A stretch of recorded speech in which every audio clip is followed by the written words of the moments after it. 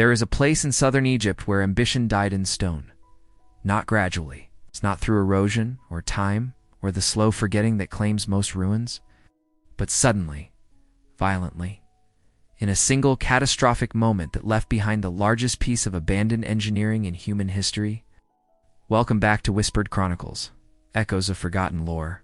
In our last investigation, we stood in the cool darkness of the Serapeum, marveling at the finished precision of the architects. We saw the impossible result. But to understand the power required to create such things, we must travel 500 miles south to the very source of the stone itself. Today, we move from the abyss to the quarry, the unfinished obelisk of Aswan. 1,200 tons of solid granite, 137 feet of raw stone still embedded in the bedrock of the quarry floor. If it had been completed, if it had been raised, it would have stood as the largest single piece of stone ever moved by human hands. But it was not completed.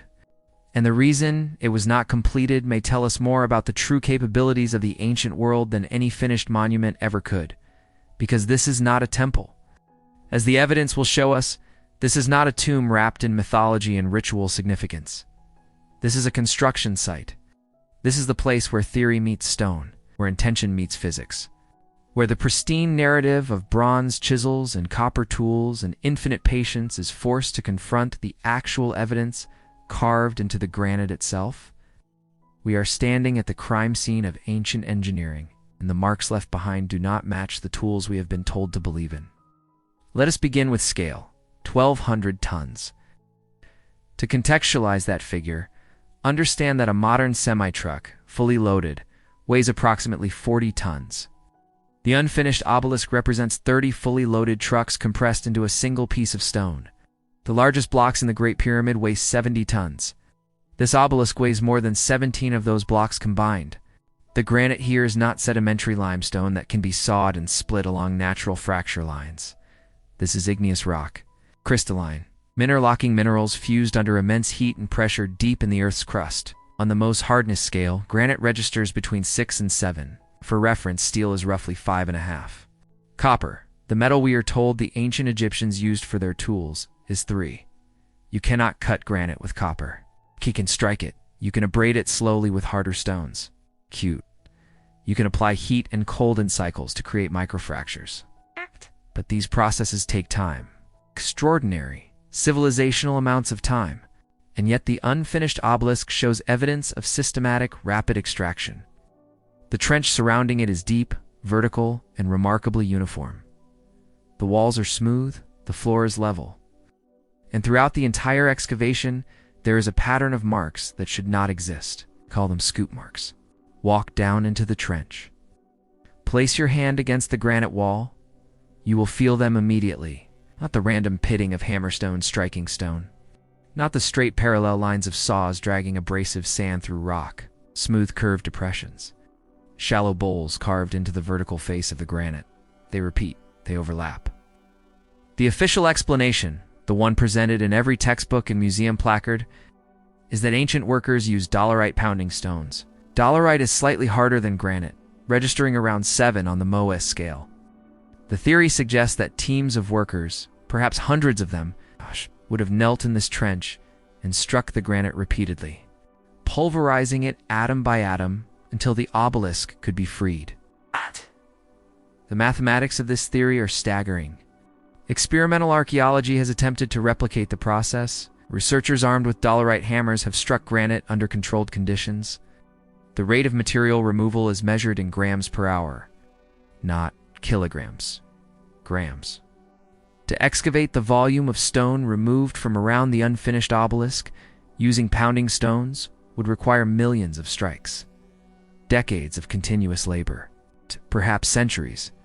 And yet the scoop marks do not look like the result of percussive violence. They look like the stone was soft. Imagine carving ice cream with a spoon. The motion is smooth. The material yields. The scoops are uniform, controlled, elegant. Now imagine trying to carve granite with a round stone. The motion is harsh. The material resists. The result is fracture, pitting, chaos. The scoop marks in the unfinished obelisk look like ice cream. This is not hyperbole. Researchers who have examined these marks in person consistently describe them as appearing too smooth, too regular, too deliberate to be the result of brute force percussion. There is a fluidity to them, a sense that whatever tool created them moved through the granite with minimal resistance. Some marks are vertical, others are horizontal.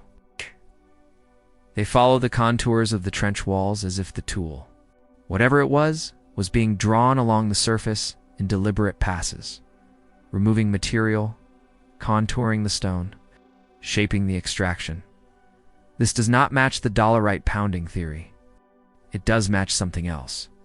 In Bolivia, at the ruins of Pumapunku, there are blocks of andesite, another igneous stone harder than granite, that show identical scoop marks, smooth depressions, curved surfaces, evidence of material removal that looks more like molding clay than carving rock. In Peru, at the megalithic walls of Sacsayhuaman and the foundations of Cusco, the same signatures appear. Scoops, grooves, surfaces that seem to have been shaped while the stone was in a plastic state. The pattern is global, and it suggests a technology that we do not understand. Midway down the length of the unfinished obelisk, there is a crack. It is not a small crack. It is not a hairline fracture that could be ignored or worked around. It is a catastrophic failure that runs diagonally across the body of the stone, deep enough to compromise the structural integrity of the entire piece. This crack is why the obelisk was abandoned. But why did it form? The official narrative suggests that the crack was discovered during the carving process, a natural flaw in the granite that made itself known as workers removed the surrounding stone. Granite is a complex stone. It forms under immense pressure, contains internal stresses, invisible fractures, zones of weakness that can only be revealed by cutting into it. But there is another possibility. What if the crack was not discovered, but caused? What if the process used to extract the obelisk, whatever that process was, generated stresses that the stone could not bear? What if the architects were operating at the absolute limit of their technology, pushing the boundaries of what their tools could accomplish, and in this case, they pushed too far? This is the high water mark, the point where ambition exceeded capability, the moment where the evidence of their true power became frozen in stone, not through success, but through failure. Because if they could carve 1,200 tons of granite with enough speed and precision to leave those smooth scoop marks, but still generate enough stress to fracture the stone catastrophically, then we are looking at a technology far beyond anything we attribute to the Bronze Age. Assume for a moment that the crack had not appeared. Assume the obelisk was successfully carved, freed from the bedrock on all sides, and now sits at the bottom of a trench approximately 15 feet deep, 1,200 tons of granite, 137 feet long, waiting to be lifted. How? Modern cranes capable of lifting loads in this weight class are rare. They require extensive infrastructure, reinforced foundations, counterweights, hydraulic systems that generate thousands of pounds of force per square inch. Even with modern technology, moving a 1,200-ton object is a feat that requires months of planning and millions of dollars in specialized equipment. The ancient Egyptians, we are told, had rope and wood. Rope stretches, wood splinters. Leverage requires a fulcrum, and any fulcrum capable of lifting 1,200 tons would itself need to be anchored in bedrock or supported by a structure of equivalent mass. The physics are unforgiving, and yet they intended to move it. They carved it with the expectation that it would be transported, erected, finished, stood upright as a monument that would dwarf every other obelisk in Egypt. They did not carve it as an exercise in futility. They carved it because they believed, because they knew that they had the capability to complete the task. What capability did they possess? The conventional answer involves ramps and sleds and thousands of workers pulling in synchronized rhythm. But the numbers do not work. The friction coefficients do not work. The material strength of Bronze Age rope does not work. Every attempt to reconstruct these methods, using period-appropriate tools, has failed to replicate the scale and precision we see in the archaeological record, which means we are missing something fundamental. The scoop marks at Aswan are not unique. This bears repeating because it is the detail that transforms this from a localized mystery into evidence of a standardized technology. At Pumapunku, 14,000 feet above sea level in the Andes, There are blocks of red sandstone and andesite that show identical extraction signatures, smooth curved depressions. Evidence of material removal that looks controlled, systematic, rapid. The blocks there were also abandoned mid-process, left in various stages of completion when the site was suddenly deserted. At Baalbek in Lebanon, the stone of the pregnant woman weighs over 1,000 tons and remains partially attached to the quarry floor. The cut marks around it are smooth and vertical, showing the same systematic approach to material removal. At Yangshan in China, there is an unfinished stele that would have weighed over 3,000 tons. The extraction trenches show the same characteristics. Deep, vertical, smooth. These sites span continents. They span cultures. They span millennia, at least according to conventional dating. Yet the engineering signatures are consistent. This is not convergent evolution of technique. This is a protocol. A method of stone extraction that was applied globally by a culture or a network of cultures that possessed a technology we have since lost. The architects, whatever they were, left their fingerprints in granite. And those fingerprints are too similar, too precise, too sophisticated to be the result of independent discovery by isolated civilizations using primitive tools. The scoop marks are a language. We have forgotten how to read it. The unfinished obelisk lies where it was left. 3,000 years, give or take, depending on which chronology you accept.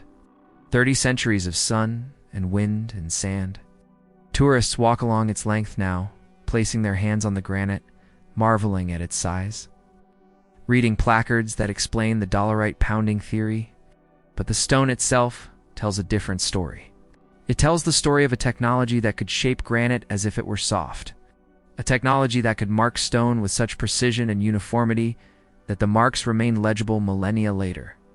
A technology that operated on a scale so vast that its failures are larger than most civilization's successes. And then it tells the story of that technology stopping, not gradually declining, not slowly being forgotten as knowledge passed from generation to generation, but stopping, interrupted. The workers left. The tools were set down, crack appeared, or the catastrophe occurred, or the order was given, and the work ceased. The unfinished obelisk is not a monument to what the ancients could do. It is a monument to what they could almost do. The moment where capability met its limit. The point where the evidence of their true sophistication became preserved not in triumph, but in termination. We stand at the edge of the trench and look down at 1,200 tons of abandoned ambition, and we ask the wrong question. We ask how they intended to carve it. We should be asking why they stopped, because the answer to that question, the real answer, might explain why we find these massive unfinished extraction sites scattered across the globe. It might explain why the technology that left those scoop marks disappeared so completely that we cannot even replicate it with modern tools. It might explain why the architects left. The unfinished obelisk does not speak in words, it speaks in stone. In scoop marks and stress fractures and the geometry of impossible ambition, speaks in the silence of a construction site that was never completed. And if we listen closely enough, if we set aside the comfortable narratives and look at what the stone actually shows us, it whispers a truth that conventional archaeology is not yet ready to hear. They were here. They were capable, and then they were gone. The obelisk remains, a witness carved in granite, a fragment of a lost world where stone yielded to tools we cannot name, and ambition was measured not in decades, but in thousands of tons. The extraction was never completed, but the evidence was never erased. And in the space between what they carved and what they left behind, we find the outline of a civilization that should not exist. The architects, the extractors of giants, the makers of marks in stone that refuse to match the tools we have been told to believe in. The unfinished obelisk does not answer our questions. It forces us to ask better ones. Thank you for walking this construction site with me today. Exploring these abandoned echoes of the past is a journey we take together, and your presence here is what keeps this chronicle alive. If the mystery of the architects resonates with you, I invite you to subscribe and join our search. Every comment you leave is a new tool we use to chip away at the silence of history. As we leave the granite quarries of Aswan and return to our own time, remember that the truth is often hidden in plain sight, waiting for those who are brave enough to look beyond the surface. Keep questioning, keep searching, take care of yourselves. and stay safe.